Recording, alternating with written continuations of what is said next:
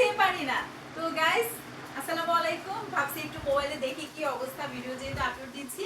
তো আমাদের কাজকর্ম শেষ, অলমোস্ট রান্না বান্না কমপ্লিট, একটু পরে মেহমান চলে আসবে। এখন আমাদের গোছগাছ রেডি। রুমা ওই রুমও গোছাই ফেলছো?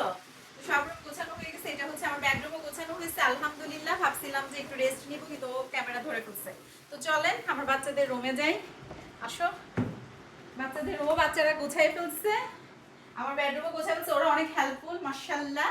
ওমা রুমা দেখো, টেবিল ওদের পড়ার টেবিলও তো সুন্দর করে গোছাই ফেলছে মাশাআল্লাহ আলহামদুলিল্লাহ।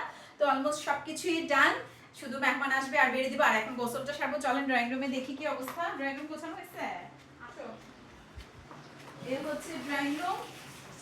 একটু সরাই দিই। আমাদের আসলে বাসায় একটু খোলামেলা, চতুর্দিকে আলো আসছে, বাতাস আসছে, কিন্তু বৃষ্টি আসতেছে। জানি না মেহমানরা আসতে পারবে কিনা, ভয় লাগতেছে। তো এখন গোসল দিব আর একটু রেডি হবো, যেহেতু মেহমান যেবার আসবে, গেস্ট আসবে। তো রান্না বান্না কি করেছি আপনাদের সাথে একটু শেয়ার করেছি। ইনশাআল্লাহ নেক্সট ভিডিওতে আবারও আসছি নতুন কিছু নিয়ে। সবাই সাথে থাকেন।